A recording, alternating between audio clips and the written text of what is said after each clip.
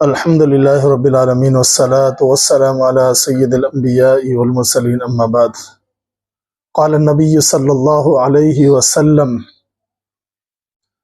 أفضل الصيام بعد رمضان شهر الله المحرم۔ اللہ کے رسول صلی اللہ علیہ وسلم نے ارشاد فرمایا کہ رمضان المبارک کے روزوں کے بعد سب سے زیادہ جو فضیلت والے روزے ہیں وہ ماہ محرم کے ہیں۔ محرم الحرام یہ حرمت والا مہینہ ہے۔ پیغمبر علیہ الصلاۃ والسلام نے ارشاد فرمایا رمضان کے روزوں کے بعد جو سب سے زیادہ فضیلت جو روزے رکھتے ہیں وہ ماہ محرم کے ہیں۔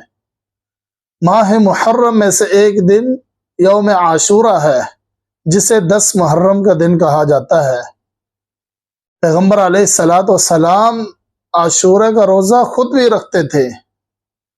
آپ صلی اللہ علیہ وسلم جب قریش، حضرت عائشہ رضی اللہ تعالیٰ عنہ فرماتی ہیں کہ قریش زمانہ جاہلیت میں عاشورہ کا روزہ رکھتے تھے اور اللہ کے رسول صلی اللہ علیہ وسلم بھی عاشورہ کا روزہ رکھتے تھے۔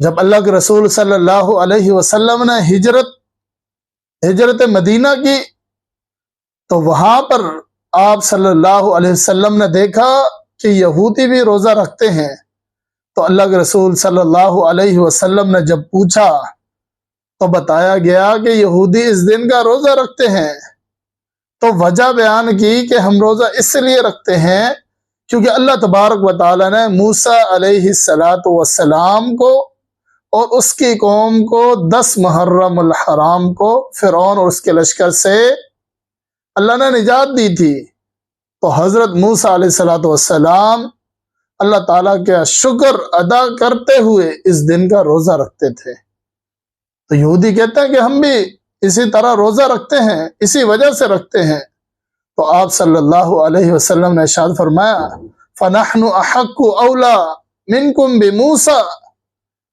تو آپ صلی اللہ علیہ وسلم نے ارشاد فرمایا کہ ہم موسیٰ کے زیادہ قریب ہیں، موسیٰ ہمارا بھائی ہے، ہم بھی عاشورہ کا روزہ رکھیں گے۔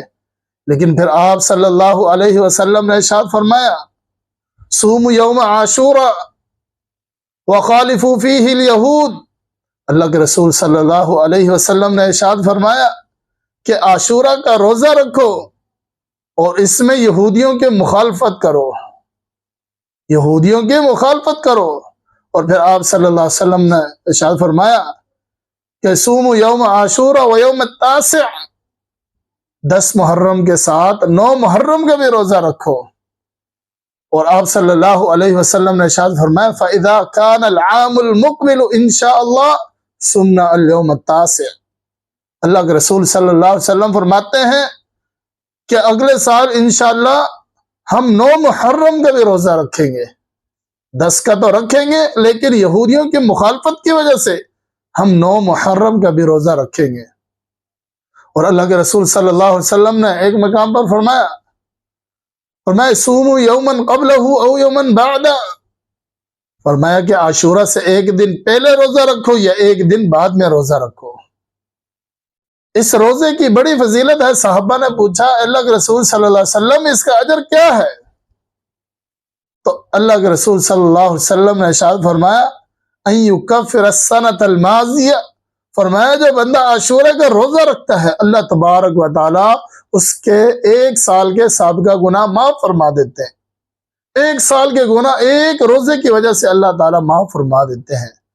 تو میرے بھائیو، آج ہم کیا دیکھتے ہیں؟ قرآن اور حدیث ہمیں روزے کا حکم دیتی ہے، روزے رکھنے کی تلقین کرتی ہے، لیکن ہم کیا دیکھتے ہیں؟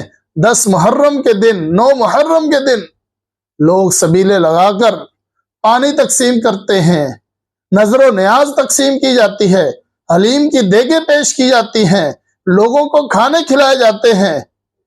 ایک طرف قرآن اور حدیث کا حکم ہے کہ روزہ رکھیں، دوسری طرف ہم اللہ کو چیلنج کرتے ہوئے کہ اللہ تیرا اور تیرے نبی کا حکم ہے روزہ رکھنے کا، لیکن ہم ان کو روزہ رکھنے نہیں دیں گے، لوگوں کو چیزیں تقسیم کرتے ہیں، نظر و نیاز سبیل پیش کرتے ہیں، حلیم کی دیگیں تیار کر کے لوگوں میں تقسیم کی جاتی ہے۔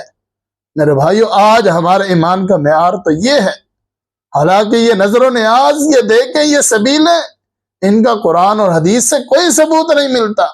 ہم جتنا مرضی پیسہ خرچ کرتے رہیں، جتنی مرضی دے کے چڑھاتے رہیں، لیکن جب تک قرآن اور حدیث میں وہ عمل نہیں ہوگا تو ہمیں اجر نہیں ملے گا۔ قرآن اور حدیث میں جو عمل ثابت ہے وہ یہ ہے کہ 9-10 کا روزہ رکھا جائے یا 10 اور 11 کا روزہ رکھا جائے۔ قرآن اور حدیث ہمیں یہ سکھاتی ہے۔ اور 10 محرم کے دن ہم کتنے بدعات اور خرافات دیکھتے ہیں۔ لوگ قبرستان میں جاتے ہیں، قبرستان میں جا کر وہاں پہ اگر بتیاں جلاتے ہیں، قرآن کی تلاوت ہوتی ہے، قبروں کو درست کیا جاتا ہے، حالانکہ قرآن اور حدیث سے بالکل ثابت نہیں۔ قرآن اور حدیث سے اس کا دور دور تک تعلق نہیں، لیکن ہم پتہ نہیں کہاں سے اس طرح کی چیزیں لے آتے ہیں، من گھڑت چیزیں لے آتے ہیں اور اس کو دین سمجھ کر ہم کر رہے ہوتے ہیں۔ بلکہ پیغمبر علیہ السلام نے تو ایک مقام پر فرمایا کہ اپنے گھروں میں قرآن مجید پڑھا کرو، لا تجعلوا بیوتکم قبورا، اپنے گھروں کو قبرستان نہ بناؤ، کیونکہ قبرستان میں قرآن مجید پڑھنا منع ہے، نماز پڑھنا منع ہے۔ لیکن آج لوگ 10 محرم کو ہم کیا دیکھتے ہیں؟ اگر بتیاں جلائی ہوئی ہیں، قرآن مجید کی تلاوتیں ہو رہی ہیں کہ اس سے جو ہمارا یہ بندہ ہے اس قبر میں ہے اس کی مغفرت ہوگی، ہرگز نہیں۔ میرے بھائیو، ایسا نہیں ہو سکتا۔ جو عمل قرآن اور حدیث میں ہے وہی قابل قبول ہے، وہی عمل قبول کیا جائے گا۔ اس کے علاوہ ہم جتنے اعمال کرتے رہیں، اپنی مرضی سے کرتے رہیں، لیکن وہ قابل قبول نہیں ہوگا۔ تو میرے بھائیو، آخر میں خلاصہ کلام یہ ہے کہ قرآن اور حدیث ہمیں 9 اور 10 اور 11 کا روزہ رکھنے کا حکم دیتی ہے، اور یہ روزے رمضان المبارک کے بعد سب سے زیادہ فضیلت والے روزے ہیں۔